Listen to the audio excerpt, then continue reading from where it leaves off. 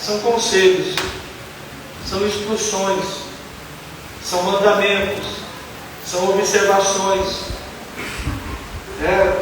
são caminhos que se colocam diante de nós. E aqui, nesse capítulo, não é diferente. No versículo 22, é um pai que está falando para o filho: ouça o seu pai que o gerou. Então, preste atenção no meu conselho, preste atenção na minha palavra. E aqui nesses versículos aqui, vai falar sobre o vício. O vício que se apresenta de várias formas. O vício do álcool, o vício da maconha, o vício do cigarro, o vício da cocaína, do crack, barbitúricos, que é sedativo, que induz ao sono, como diazepam, alucinógenos, também as pessoas usam, ou outro tipo de qualquer droga que nós estamos nos referindo. Então, quer dizer, aqui é especificamente conselhos de um pai ao seu filho. Eu me lembro uma vez que um pai procurou um determinado pai. Aquele pai que foi procurar, o filho dele tinha morrido, o filho dele fora assassinado. E ele então procurou um outro pai, porque ele percebeu que o filho dele também estava indo para o mesmo caminho. Eu me lembro que eu estava presente. E ele dizia assim para aquele pai: toma cuidado, porque da mesma forma que aconteceu com meu filho, vai acontecer com seu filho. É o mesmo caminho, são os mesmos passos que meu filho seguiu, o seu filho também está seguindo. Eu me lembro então que aquele pai muito temeroso chegou no filho e lhe deu conselhos: meu filho, toma cuidado, meu filho, esse caminho é um caminho de morte, é um caminho que vai lhe fazer muito mal. Interessante que o filho não ouviu devidamente o conselho daquele pai, e praticamente ele foi preso, se viciou, e ficou alguns tempos na cadeia. Então, movido pelo sopro de Deus, o experiente Salomão nos alerta dizendo assim, eu fiz uma paráfrase aqui: cuidado com os vícios, pois para quem são as dores da vida, senão para os que demoram no caminho da dependência química. Obrigado. Para quem são as dores da vida, senão para os que demoram no caminho da dependência. Então, nós temos aqui alguns conselhos importantes para a minha vida e para a sua vida. Qual é o caminho do vício? Para quem são os ais? Toda vez que você ouvir a palavra ais, diz respeito ao julgamento, a consequência de um ato que eu pratiquei ou que você praticou. E para quem são os pesares? As angústias da alma e as crises da vida levam algumas pessoas a buscar refúgio no cigarro. Então a pessoa está passando por uma situação tão difícil na vida que ela vai buscar refúgio onde? No cigarro, por causa da nicotina. A nicotina acende, a nicotina acelera, então vai buscar um refúgio no cigarro. Outras pessoas buscam refúgio na anfetaminas, remédios, para também lhe ajudar. E outras pessoas na maconha, na cocaína, no crack. Interessante que é É uma fuga, né? Não passa de uma fuga tola da realidade. A pessoa está querendo fugir de uma realidade. Eu me lembro de um rapaz que ele era viciado em maconha. Eu visitei ele algumas vezes. Ele se fechava lá na casa dele, num quartinho que tinha no fundo, e lá ele ficava dias, um dia, 2 dias, 4 dias fumando maconha. Então quer dizer, eu dizia assim, você tem que sair desse quartinho. Isso daí não é a vida. Você está querendo ir para uma fuga, e essa fuga não te leva a lugar nenhum, para depois voltar no mesmo ponto em que ele estava. Momentaneamente, tira a pessoa do lugar, leva a pessoa com estado de consciência, mas depois a pessoa volta novamente para o seu lugar. A realidade está diante dele. Não tem como fugir. Mesmo que você use maconha, cocaína, crack, qualquer coisa. O profeta Isaías vai dizer o seguinte: ai dos que se levantam cedo para embriagar-se, e quando a noite cai, ainda busca se aquecer, embebendo-se mais. Pessoas viciadas, pessoas que logo de manhã já está bebendo, já está usando as substâncias. Para quem são as rixas? Ele pergunta. De um lado a gente vê os prazeres. Depois, esses prazeres viram rixas. E as brigas? De quem são? Parece que é bom. Parece que vai me satisfazer. Mas depois vira rixa. Depois vira briga.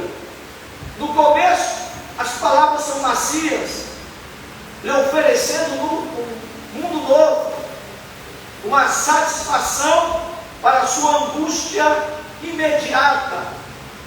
Toma esse cigarro, toma essa maconha, experimenta esse crack, que você vai se sentir nas nuvens.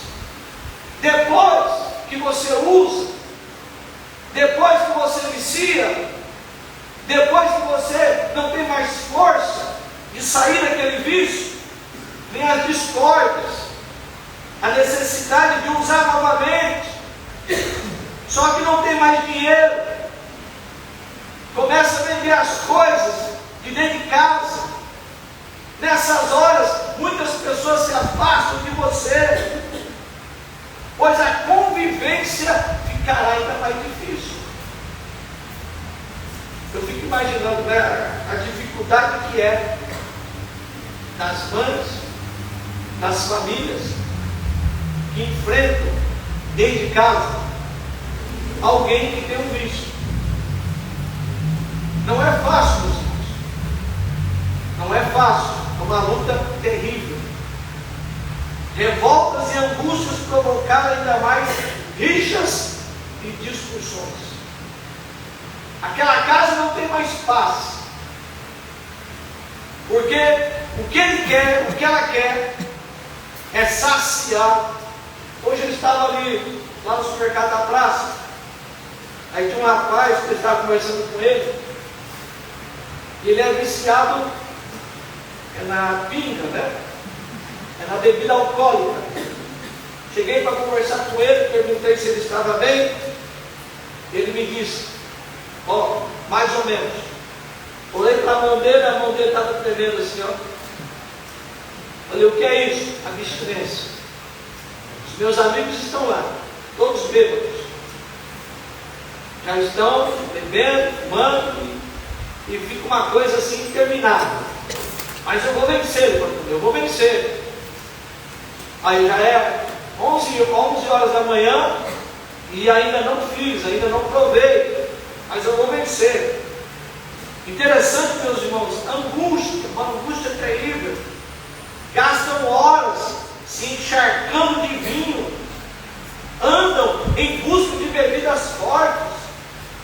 Agora o mundo gira em torno da dependência, levando a pessoa à perda do equilíbrio. A pessoa fica viciada, a pessoa não tem mais autodomínio, a pessoa não tem mais autocontrole, a pessoa agora ela está vivendo de uma forma inconsequente, não tem mais moderação. Isso vai provocar o quê? Machucado, não só no corpo, o corpo fica machucado. Você vê uma pessoa que usa o crack, você vê que a mão dela é toda machucada, o olho dele fica daquele jeito, o olho espantado, a cara dele fica torta. Mas também o machucado não é somente um machucado físico, mas é um machucado também na alma. A alma daquele que é viciado envelhece mais rápido, começa a envelhecer mais rápido do que a pessoa que não é viciada. O pecado ele fere profundamente, o pecado ele vai machucando a pessoa. Interessante que Isaías ele vai dizer que desde a planta do pé até o alto da cabeça não existe nada são, somente machucados, vergonhas, ferimentos que não foram limpos nem atados, tão poucos tratados com azeite. Assim é o estado de alguém que está no vício, não somente no vício da bebida, mas também em outros vícios. Tem um vício também da pornografia, também é um vício também. Aquilo que me escraviza, né? Aquilo da qual eu não sou capaz de resistir, de vencer, é um vício na minha vida. Tem agora esse vício também nesse joguinho aí, que as pessoas jogam R$10, R$20, e as pessoas, é o tigrinho, as pessoas estão perdendo dinheiro, né? Então quer dizer, isso é um vício, meus irmãos. Nós vemos meninos a noite toda jogando videogame, matando, vai matando daqui a noite toda. Isso é um vício também. Aquilo que eu não consigo controlar, aquilo que não consigo dominar, está me escravizando, me viciando. Isso não me faz bem. Não te entregue a contemplar. Olha só, ele está dizendo assim, ó, cuidado. Você fica aí contemplando a tintura avermelhada do vinho, fica de cara no vinho. Quando se tira no copo, escorre suavemente. Cuidado com esse vício. Isso pode lhe fazer muito mal. Cuidado com os vícios. Diz o sábio Salomão: o brilho de uma curiosidade ingênua dará lugar à insensibilidade espiritual. Isso te levará para longe de Deus. Pois o vinho, ele ataca, o vinho, o vício, ele ataca como uma serpente e envenena como uma víbora. Assim como você é amarrado, assim como a serpente, ela amarra, ela se enrola numa pessoa, assim também o vício faz conosco. Ele enrola, ele nos escraviza, ele vai matando a nossa vida espiritual aos poucos. As pessoas, sob o efeito químico, ela fica entorpecida, meus irmãos. A expectativa de uma experiência alucinante dá lugar às lágrimas dos funestos prejuízos causados por um vício. Por exemplo, se eu falasse para você, você toma a cicuta, que é um veneno, me dou essa cicuta aqui, você vai tomar. O Sócrates, aquele filósofo, tomou a cicuta e morreu. Então quer dizer, você vai beber a cicuta, se você beber, você sabe que você vai morrer. Então quer dizer, a mesma coisa. Pega o cigarro, por exemplo. O cigarro ele faz muito mal. Mas tem gente que fuma o cigarro. O cigarro tem mais de 5.000 substâncias. 5.000 substâncias. Só citarei para os irmãos algumas. O cigarro tem formol, que utiliza para colocar em corpo de morto. Tem naftalina também no cigarro, acetona, terebintina, que se utiliza para limpar tinta, amoníaco, fósforo, resinas. Se tem somente algumas coisas. Então quer dizer, imagine uma pessoa que fuma. Ela está ingerindo mais de 5.000 substâncias no seu corpo. Um dia eu estava num determinado hospital e havia um velhinho lá esperando a esposa dele. Comecei a conversar com ele.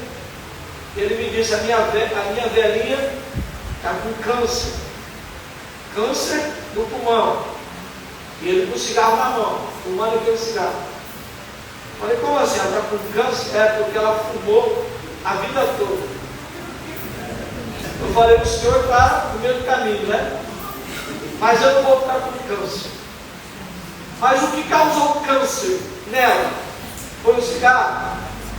Então quer dizer, será que não vai causar também em você? Porque o cigarro ele vai atingindo praticamente todo o corpo, o pulmão, o esôfago, praticamente todo o corpo humano, ele é atingido pelo cigarro. Então, para vocês terem uma ideia do malefício, da maldade, que é uma pessoa pegar um cigarro, ingerir aquele cigarro.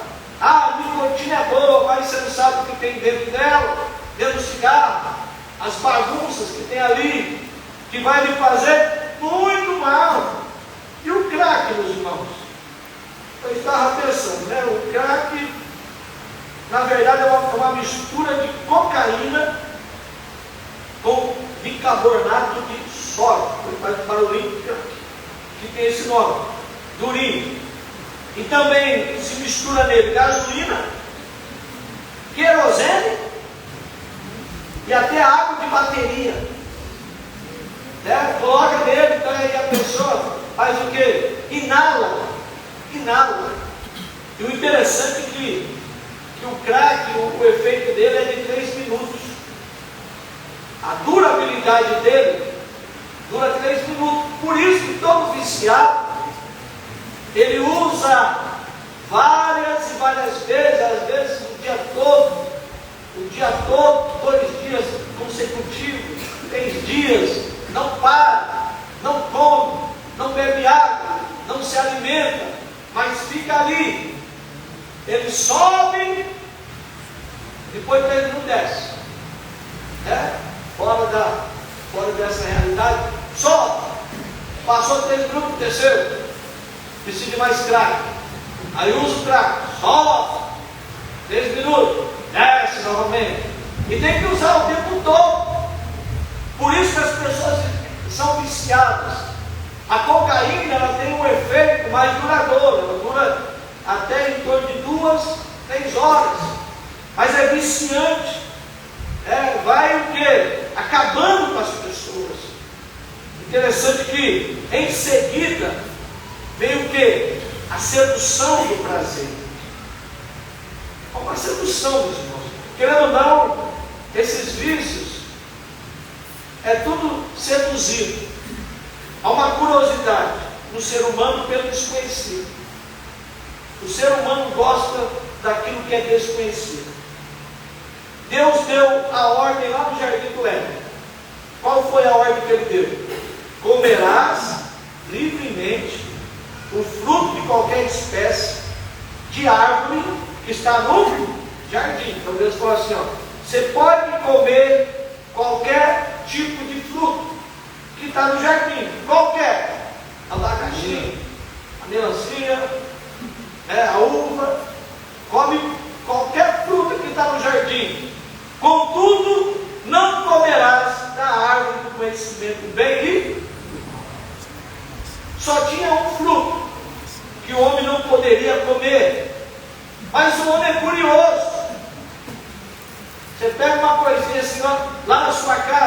e diz assim para o seu filho: não mexa aqui,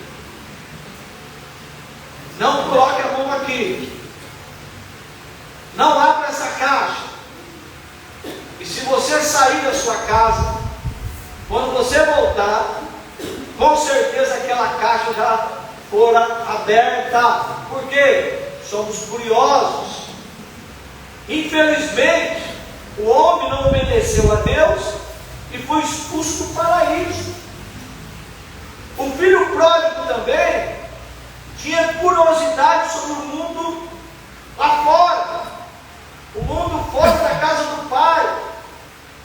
O filho pródigo, ele foi criado na casa do pai, das coisas boas, maravilhosas, perfeitas, da comunhão. Só que ele estava de olho lá fora, numa terra distante. O que será que tem lá? O que será? Qual é o prazer que tem lá fora? Até que ele então partiu para uma terra distante e largou a casa do pai. O que nós percebemos é que a pior coisa, né? Esse que eu estava falando para a irmã Elisângela, Muniz, eu falei assim para ela: graças a Deus que eu sei o que tem lá fora. Ela levou um susto assim: como que é, pastor? Graças a Deus porque eu sei o que tem lá fora. E o que tem lá fora não me cativa. O que tem lá fora não me seduz. O que tem lá fora não me preenche. O que tem lá fora é transitório. O que tem lá fora é ilusório. O que tem lá fora é mentiroso. Me promete uma coisa, mas não me satisfaz. E eu digo aqui para os adolescentes desta igreja, eu digo para os jovens desta igreja: lá fora não tem nada para vocês. Pergunta para os irmãos que experimentaram o fel do pecado. É amargo, é terrível, é inquietante. Aleluia! Aleluia! E nós sabemos que aqui na presença de Deus, na casa de Deus, tem prazer, tem vida com Deus. Aleluia! Deus da glória! A curiosidade de dentro do ser humano não é mal em si mesmo, não é mal essa curiosidade, mas ela pode se tornar uma armadilha. Toma cuidado com a curiosidade das coisas erradas, das coisas maléficas que o mundo lhe oferece. O cristão deve aguçar sua curiosidade para as coisas boas da vida. O cristão deve aguçar a sua curiosidade para as coisas que edificam. Aleluia! Por exemplo, a prática constante em um esporte saudável, jogar futebol, jogar vôlei, jogar basquete, são esportes saudáveis. Pesquisar, ler bons livros, não tem coisa melhor do que você pegar um bom autor e começar a ler aquele livro, a descobrir o seu pensamento, a narrativa. Você pega um Leão Tolstói, que escreveu Ana Karenina, você consegue até sentir o vento balançando. Sabe, a literatura é tão forte, é tão maravilhosa que parece que você está sentindo o vento balançando. Você pega, por exemplo, o Fyodor Karamazov, né, o Dostoiévski, que escreveu Os Irmãos Karamazov. Ele fala da alma humana, do psicológico humano, daquilo que acontece com todo ser humano. Então você vai descobrindo mundos diferentes do seu. Aleluia! E também uma outra coisa que eu penso que nós devemos ter curiosidade de assistir bons filmes, de estarmos constantemente na casa do Senhor, conhecer histórias missionárias de homens e de mulheres que pregaram, que anunciaram a palavra de Deus. Também devemos ter o prazer de evangelizar, uma coisa que nós temos muita dificuldade, de sair, evangelizar. Nós temos umas irmãs aqui, abençoadas, que gostam de fazer esse trabalho, evangelizar a cidade, apresentar Jesus Cristo para as pessoas. Isso é de grande valia para a minha vida e para a sua vida, meus irmãos. Pequenos grupos, nos reunir nas casas, grupo de oração, buscar a face de Deus. Eu digo para os irmãos que eu me converti, eu tive um encontro pessoal com Cristo com 15 anos de idade. Na minha adolescência, para a juventude, passei dos meus 15 anos até 26 anos, foi quando eu me casei, na presença do Senhor. E alguém pode dizer assim: então a sua adolescência para a juventude foi uma chateação. Foi nada. Eu fui fazer teologia, eu fui para Pindamonhangaba com 18 anos de idade, fazer teologia, aprender a palavra do Senhor. Depois, quando eu cheguei, fizemos grupo de evangelismo, fizemos grupo de oração, evangelizávamos, assistíamos filmes, orávamos, e não tinha coisa melhor. A gente pregava a palavra do Senhor, e não tinha coisa melhor do que estar na presença de Deus. Aleluia! Nós temos que buscar a face do Senhor. Eu vejo, às vezes, a dificuldade da mocidade, a dificuldade dos adolescentes, de entender que o prazer maior que existe nessa vida é estar do lado de Deus. Os meninos estão fazendo isso, fazendo aquilo. Nós temos que entender que a vida que Deus nos dá é uma vida significativa. Cuidado com as mídias, cuidado com as redes sociais, cuidado com os aplicativos de celulares, porque eles exercem uma grande influência sobre o modo de vida das pessoas. Cuidado com aquilo que você está assistindo, TikTok, essas coisas todas, porque isso vai refletir no seu comportamento, na sua vida. Eu não posso me deixar escravizar por certas coisas, porque eu sei que vai me fazer mal. Tem gente que é escravizado. As propagandas modernas, as propagandas de cerveja, às vezes eu vejo propaganda de cerveja, coloco para a mulher, coloco um homem, estão bonitos, dando sorriso, jovens, atores, modelos. Mas vai no quarto, você vê. Vai lá ver o tipo de gente que nos botecos de coisa máquina lá. Vai lá. Pô, tudo acabado, cabeça para baixo, um desânimo terrível. Mas a televisão quer mostrar que está tudo bonito. Vai beber, vai encher a cara. Vai encher a cara para você ver. A ressaca que você vai sentir no outro dia, horrível aquela ressaca. Vai vomitar. Domingo você não quer ver a cara de ninguém. Então quer dizer, tomem cuidado com as propagandas modernas, tão belas quanto perigosas. Incutem imagens explícitas ou até mesmo subliminares no subconsciente. Eu me lembro que na década de 80 tinha o cigarro, né? Não sei se tem ainda. Marlboro, não tinha? Cavalo do Marlboro. O cara lá em cima do cavalo. Use Marlboro. E eu, palhaço, aqui usei Marlboro. Engoli aquelas porcarias do Marlboro. Só que aquele cara morreu de câncer. Aquele cara morreu de câncer. Não é isso?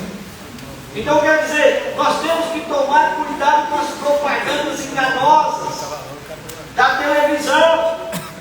Devemos estar atentos contra essas ciladas. Cuidado com as grandes mentiras das belas propagandas. Hoje estava dizendo que a batata está cara por causa da batata. A Ana Maria Braga estava dizendo. Mas ela não fala que a batata está cara por causa do governo, por causa do Lula. Mas a culpa é da batata. A batata é culpada. Eu fiquei revoltado. Falei, que diga essa porcaria dessa televisão. Eu falei para o Souza, pelo amor de Deus, não tem ouvido para escutar isso. Então é a mesma coisa a televisão, meus irmãos. Cuidado com as grandes mentiras das belas propagandas. Elas contagiam. Lá em São Paulo, Ribeirão Preto, tem um hotel chamado Deslize. Olha só o nome do motel. Deslize. O que é deslize? É um escorregão, não é? Mas quem vai no motel? Crente que não vai no motel.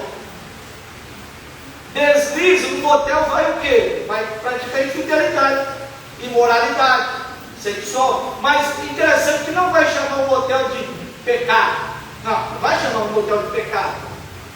Coloca o nome bonito.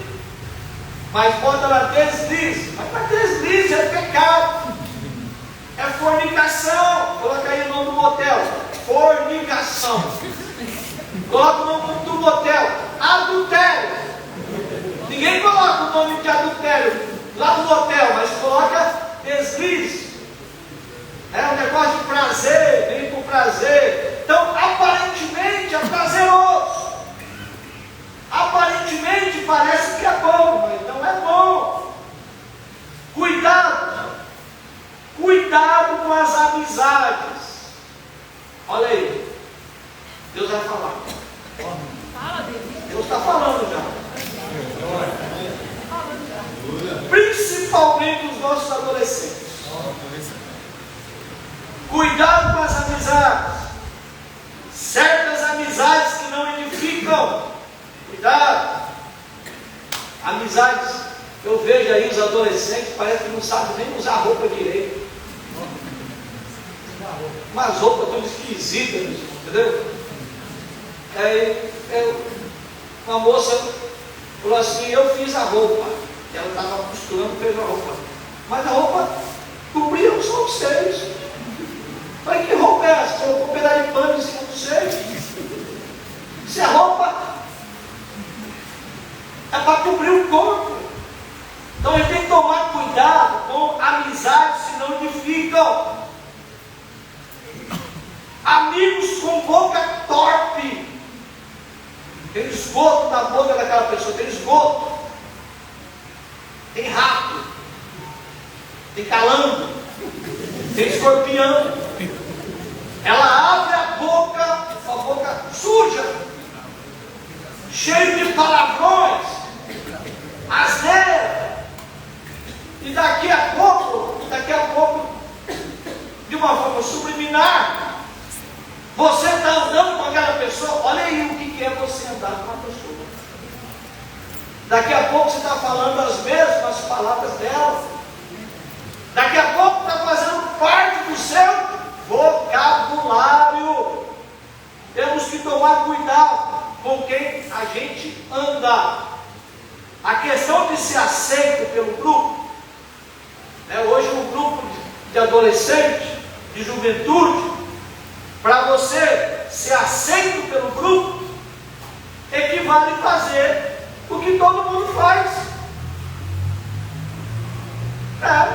para você ser a nossa amiga, para você ser o nosso amigo, você tem que fazer a mesma coisa. Está todo mundo fumando aqui, né? Tem que fumar também. Está todo mundo aqui ouvindo a porcaria da Anitta, é isso? E desce, desce, desce. Você também tem que descer para fazer parte da turma da Luluzinha ou do Bolinha. Tem que fazer o que todo mundo. Banana, fala, banana, eu sou crente, lavado no sangue de Jesus. Aleluia. Não vou ouvir essas porcarias, essas músicas sensuais, cheias de adultério, de prostituição, que não dignifica a mulher. A mulher é um objeto de prazer. Eu não sei o que essas adolescentes pensam. Quer tanto defender os valores, quer tanto ser revoltadas, mas fica ouvindo essas músicas que chamam elas de cachorras, que não dignifica nenhuma delas, que quer macetar aqui, macetar ali. Então, meus irmãos, nós temos que ter cuidado com as amizades. E o duro que tem crente que tem as melhores amizades do mundo. As melhores amizades, isso não é muito natural. Né? Não estou dizendo que você não possa ser amigo das pessoas do mundo, porque tem muitos amigos no mundo, tem, mas não vai mudar. É perigoso eu mudar eles. Eu vou mudar eles, mas eles não me mudam, pode ter certeza disso. Não vai alterar minha essência, não vai alterar minha identidade, não vai tirar a convicção que eu tenho em Deus, não vai. Oh, aleluia. Agora, se você é crente e tem se deixado amoldar pelos prazeres do mundo, tem cada crente que não lê Bíblia, meu irmão. Não lê Bíblia, não medita na palavra de Deus, não deixa Deus falar com eles. Por que está assim, mais ou menos escorregando? Por quê? Porque não tem lido a palavra de Deus, não tem meditado, não tem orado. Aleluia. Cuidado com quem você anda. Cobra mata te abraçando. Cuidado. Cuidado com quem você anda. Os efeitos inevitáveis. Sequela física. No fim, o vício é como a cobra que morde, como a serpente. E ela envenena também. O vício, além de morder, envenena. O vício, diz o sábio, é como o veneno do animal peçonhento que, ao cair na corrente sanguínea, afeta e altera o funcionamento de todos os órgãos do corpo. Praticamente todos os órgãos do corpo é incorporado naquele vício. A bebida praticamente toma todo o corpo da pessoa. O cigarro, a mesma coisa. Fazendo a pessoa perder a agilidade, a pessoa perde a destreza, a pessoa perde o reflexo, a pessoa perde a resistência física, a pessoa perde a disposição. Tudo isso diminui. Olha aí essa foto aí. Mostra a foto aí dessa cantora que já morreu. Olha aí. A Amy. Magreza. Olha aí. Olha como que ela era. Olha aí, meus irmãos. Isso aqui é o que é 40 gramas lá de maconha lá do Supremo Tribunal Federal. Aprovou. Olha o que causa. Olha o que o vício causa. Magreza, inchaço, palidez, descuido. Essa pessoa ela morreu, uma cantora famosa que morreu. Então quer dizer, a gente tem que tomar cuidado com as sequelas físicas, não somente sequelas físicas, mas uma sequela psicológicas. Os seus olhos verão coisas esquisitas, coisas que não existem. A pessoa que é viciada começa a ver coisa que não existe. Sua mente imaginará coisas distorcidas. O dependente químico chegará ao ponto de sofrer alucinações. Estou vendo um cachorro dentro da igreja, não tem cachorro. Mas para ele tem cachorro. Ele está enfrentando o quê? Alucinações. Verá coisas que ninguém vê, só ele. Além disso, ele sofrerá insônias. Ele não consegue dormir. Falta de apetite. Você pode ver uma pessoa que é pingaiada, que bebe demais, ele não come, ele não se alimenta. 7 horas da manhã ele está lá tomando a cachaça dele e fica assim, fica mostrando. Aí ele vai tomar cachaça. Aí quando ele toma cachaça, é uma abstinência terrível. Eu me lembro uma vez que nós tínhamos o nosso projeto aí, e chegou um rapaz, hoje graças a Deus ele está recuperado, e chegou um rapaz, e foi a primeira noite que ele passou lá no projeto, a Breca. 2007 nós abrimos um projeto aqui. Interessante que naquela noite, recebi um telefonema, você tem que vir aqui agora. Fui para lá. Aquele rapaz, ele estava rastejando como cobra no chão do quarto e bufando pela boca, estava saindo salivas pela boca e dizia assim para mim: eu preciso de cocaína, eu preciso. Aí chamamos o doutor, foi lá, aplicou uma vacina dele, ele sossegou. Então quer dizer, a pessoa ela fica fora, ela vive uma vida fora da realidade. Ainda que não aconteça com alguns de uma forma profunda, a insatisfação da alma é como um buraco negro. Quando vou despertar, ele diz assim: quando eu vou despertar, então voltarei a beber. Ela nunca está satisfeita, ela nunca está feliz. Ou será como alguém que dorme no meio do mar, agitado, ou deita-se sobre as cordas de um alto mastro. Olha só, vamos ver aqui a sequência social. Você será a pessoa que é dependente, como quem dorme no meio do mar, como quem se deita no alto das cordas do mastro. Nós temos uma foto ali. Vocês estão vendo um navio. Um barco agitado pela tempestade. O mastro está lá em cima, lá em cima. Então quer dizer, está uma tempestade imensa, uma tempestade cruel, todo mundo desesperado, e ele de uma forma o quê? Indiferente. Em cima do mastro.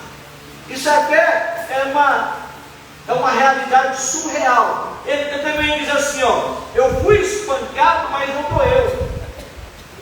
Bateram em mim, mas não senti nada. Quando vou despertar, então voltarei a beber. Depois ele é beber. Se um bêbado lá na minha casa, lá, bateu no portão, pá,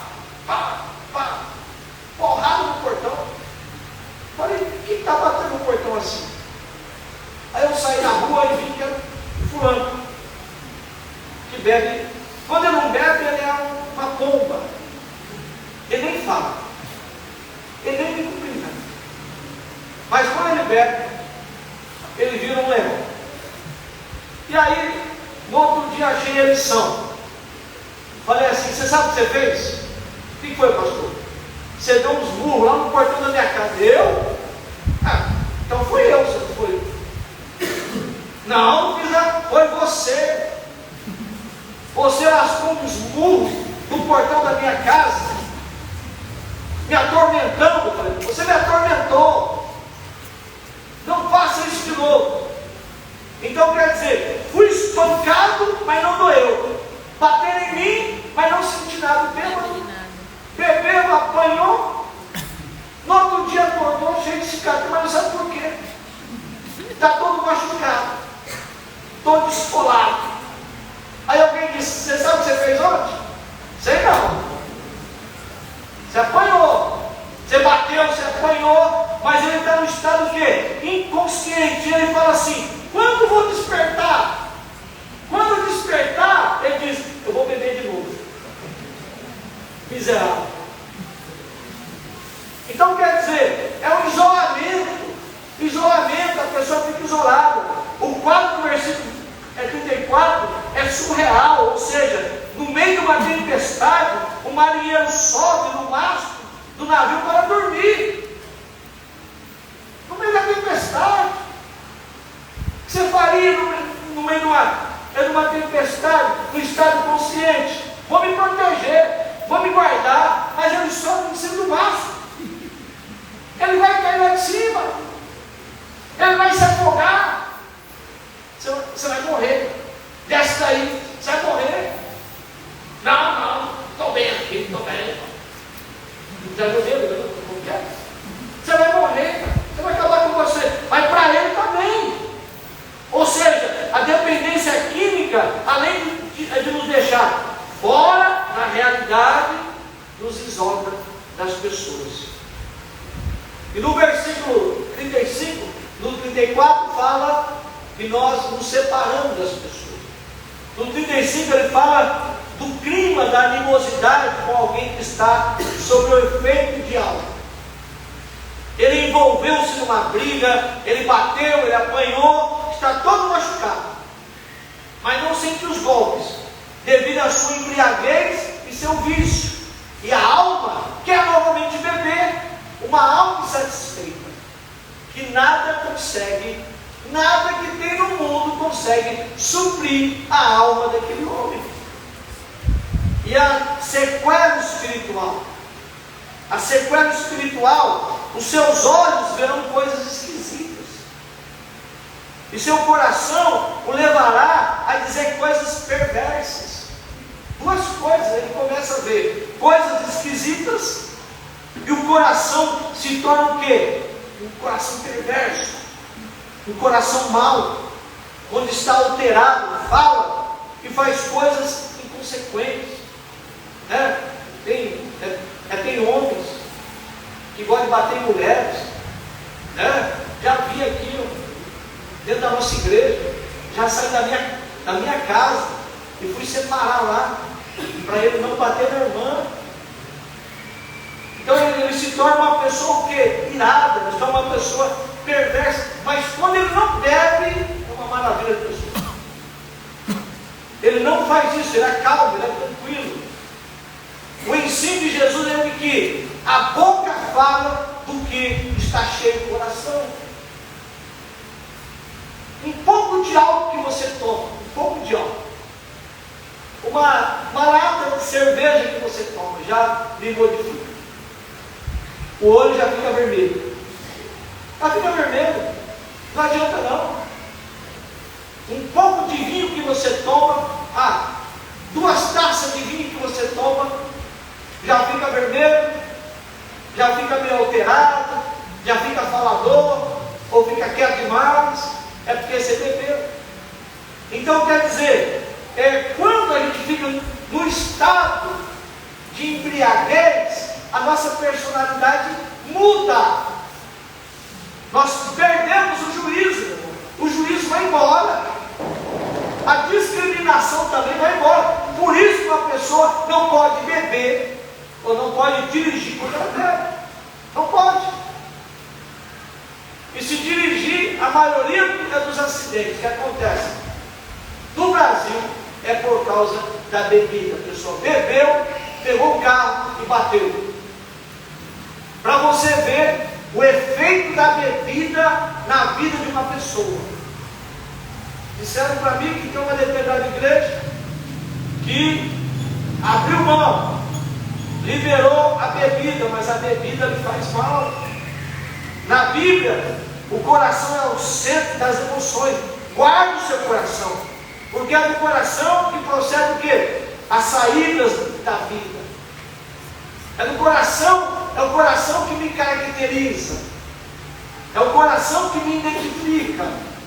E quando eu bebo, ou quando eu uso maconha, cocaína, o crack, ou remédio, e tantas coisas a mais, eu perco a minha essência.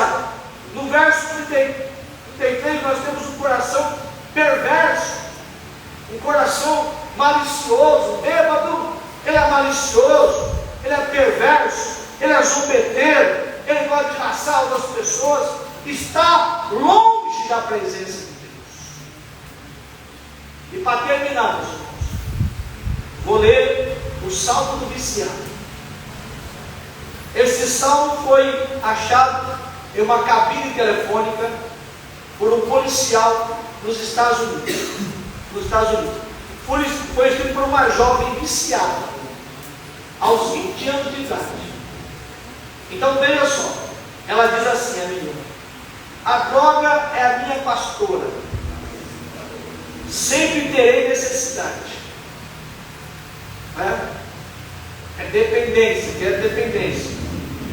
Ela me faz andar nas sarjetas, guia-me ao lado de águas sujas, destrói a minha vida, conduz-me pelas veredas da maldade, por amor do esforço.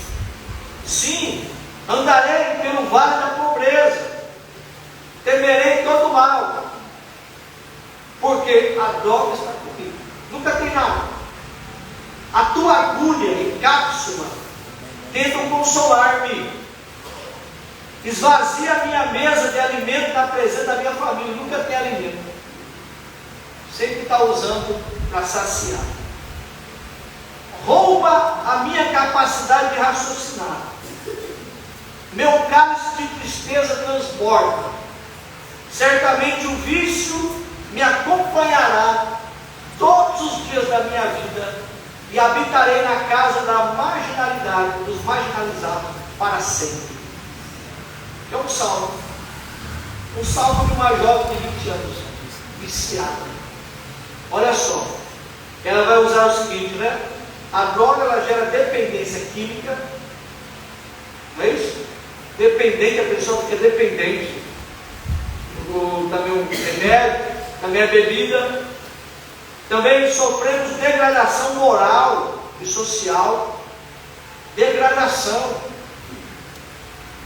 A pessoa ela vai se degradando aos poucos, moralmente falando. A pessoa que usa, por exemplo, ela usa tudo de uma vez. Ela toma pinga, ela fuma maconha, cheira cocaína, ingere crack. A pessoa que usa se prostitui na noite, principalmente as mulheres, quando não tem a porcaria, ela se prostitui para conseguir a maconha, para conseguir a cocaína, o crack. É uma degradação moral e social que a pessoa enfrenta. Praticamente o gasto da família, todo o dinheiro, não tem mais dinheiro, não consegue produzir nada. Eu tenho 10 anos que eu sou viciado. É 10 anos a vida vazia. Nunca tem dinheiro. E quando tem dinheiro, pega 400 reais aqui, ele já vai correr lá para a boca de fundo. Ele já sabe quantas que ele vai comprar. Aqui dá para eu comprar tantas. Vou usar durante 4 dias, 5 dias, e some 4 dias, 5 dias, até o dinheiro acabar. Depois chega todo apoado lá, arrependido, cabisbaixo. Mas a vida não muda. A vida não não muda, a vida não vai para frente. O vício afeta a memória e o raciocínio, não fica a mesma coisa. A memória é afetada pelo vício. Antigamente sabia de muita coisa, antigamente havia muitas informações, mas aos poucos a memória começa a ser afetada pelos vícios. Ele é infeliz, ele nunca está contente, ele nunca tem satisfação. E o destino de uma pessoa que vive essa vida é a morte eterna, é a morte sem Deus. E para terminar, eu gostaria de dizer que a única pessoa que pode perdoar, a única pessoa que pode te libertar, a única pessoa que pode preencher o vazio da sua alma é Jesus Cristo. Amém. Só Jesus pode lhe dar satisfação para a sua alma. A bebida não vai te dar, a cocaína não vai te dar, a maconha não vai te dar, nada disso vai te dar, mas Jesus tem alegria, Jesus tem paz, Jesus, aleluia, ele tem regozijo com a sua alma. Aleluia. Vamos orar, vamos orar em nome de Jesus. Busque a face do Senhor.